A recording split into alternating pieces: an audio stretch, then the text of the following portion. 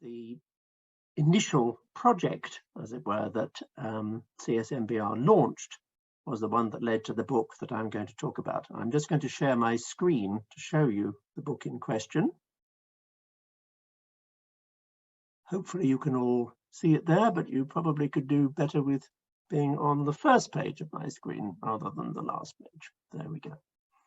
So, as I say, it's a great pleasure to be here. And the book that I'm going to be talking about is the book that Fabrizio and I edited coming out of that CSMBR conference, which was in Pisa in 2017.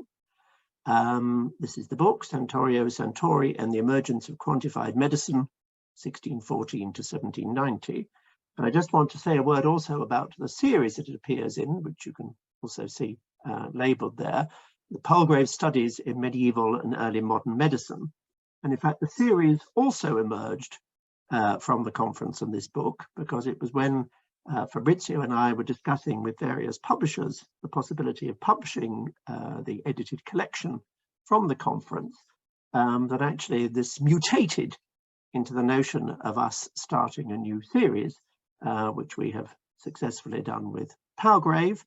In the end, this didn't actually turn out to be the first book published in the series. Some of the other volumes came through quicker, but we're delighted that it's there now. And just to say, as an advertising plug, that if any of you have any exciting volumes, either monographs or edited collections, or indeed translations of source materials in medieval and early modern medicine, very broadly conceived, we would be delighted to hear from you. So I'm going to talk a little bit about the volume and what we were attempting to achieve in it. And then I'm going to be, after only a few minutes, I'm going to pass over to Fabrizio, who is going to give, if you like, the research meat of this particular session, sharing with you his own research on Santorio, and as you will see, revealing some exciting new discoveries. So what is in this book, and what was the purpose of the book? As we state in the preface to the book, Santorio, we feel, is a very important figure to rediscover. He was one of the most famous medical figures of the early modern period. Any well-educated physician and many broader people in the 17th and 18th centuries would have had no difficulty whatsoever in recognizing the name Santorio and recognizing his importance. But essentially, unlike his several of the people that he worked closely with, including Galileo, Santorio's name disappeared from our awareness in the 19th and the 20th century. And although he has been rediscovered in recent scholarship, particularly that of Lucia Decam, he has been rediscovered primarily as a Weight Watcher, hence our title, going beyond weight watching. And by a Weight Watcher, I mean that he is famous for his work on dietetics and for his slim volume, the Medicina Statica, Medical Statics, which introduced the notion of the quantification of the body in a way that Fabrizio would develop, but particularly in relation to the weighing chair, the so-called Stella Sanctoriana, which Santorio had developed as part of his experimental regime. And it lay at the heart of his notion that the balance between what the body ingested and what it got rid of, by a variety of means, including, and he particularly emphasized, insensible perspiration, which was known for much of the 17th and 18th centuries as Santorian perspiration as a consequence, that measuring the intake and the outflows of the body through a regular program of weighing, that this would be a crucial means by which a medical man could trace the likely health conditions of his patients. And that notion, which was a very important one through the 17th and the 18th centuries, as I say, has been rediscovered in recent times. But at the expense, if you like, of understanding the wider context of Santorio and his work and his legacy over the 2 centuries after his death in 1636. And it was the attempt to discover this wider legacy that we were putting together in this book. So Santorio is one of those interesting figures, in a sense, who was almost a victim of his own success. He became so associated with the weighing chair and perspiration that when these 2 aspects fell out of favor with the new developments in medicine at the end of the 18th century, Santorio, in a sense, was lost with them.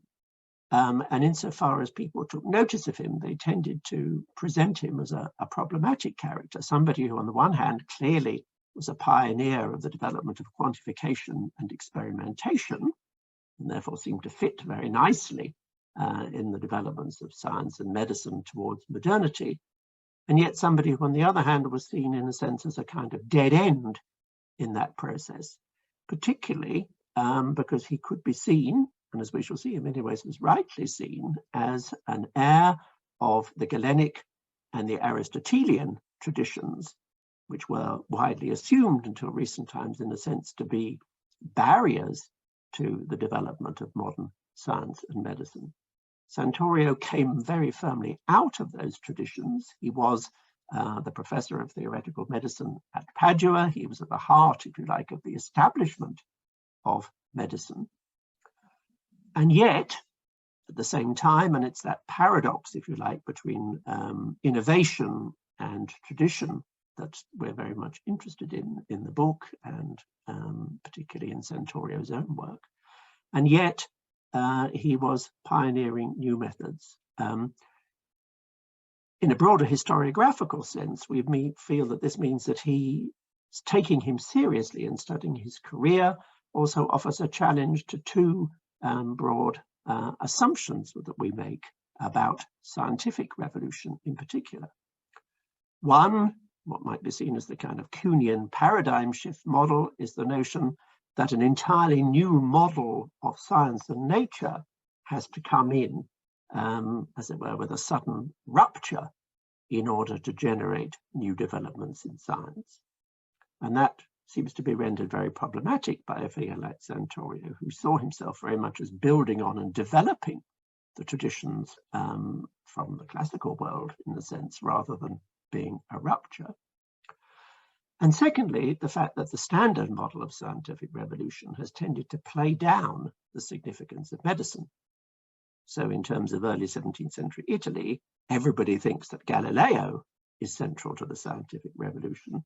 Very few people perhaps have credited Santorio to be so, even though, as we shall see, in many ways he came before Galileo, possibly even laid the way for Galileo in terms of instrumentation, experimentation, and so on.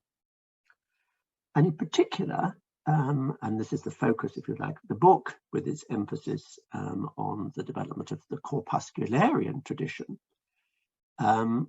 Santorio's medicine and his medical experimentation turns out, as Fabrizio has shown and will develop in his talk, to be very much based on Santorio's own adoption of a corpuscularian model of nature and the body. His quantification is not merely, as it were, a pragmatic attempt at measuring numbers. It's also based on a very clear view, which clearly is that shared by the new science of the 17th century, that quantification is important because the very nature of the world is one which is determined, as it were, by things that can be measured by quantities of space and geometrical measures. And that's what we look at. So, briefly introducing the book before I pass over, you will see that we have a series of chapters, a very long introduction and an opening chapter by Fabrizio and I about Santorio, and then a study of some of the immediate reactions to him, in particular the negative reactions led by a chap called Abizzi accusing him, as it were, of in fact betraying the Galenic tradition. And then we turn on to look, as you can see, with a series of studies of other important figures in both medicine and mechanical and corpuscularian philosophy in the 17th century, and look at the impact of Santorio on them, but also comparing their perspectives with his. And the volume then continues to look at other figures here, at Leibniz, as you can see. Vivian, our chair, contributed an excellent chapter looking at the impact of Santorio's ideas about plague within Italy at the time. And you'll see there are a couple of later chapters looking at other Italian figures, Borelli and Baglivi, and how they took up the Santorian tradition. We have a study of England, although it says it's about Robert Boyle, and indeed it does look at him, it actually deals much more widely with how people in England in the later 17th century reacted to and understood Santorio. And then we turn to look at his impact in the Netherlands in the early 18th century, with a figure close to Herman Boerhaave, Johannes de Gorter, and his response. We look, you may be slightly surprised to know, at his impact on Linnaeus, who of course we associate with botany, but was himself a medical doctor and extremely interested in dietetics.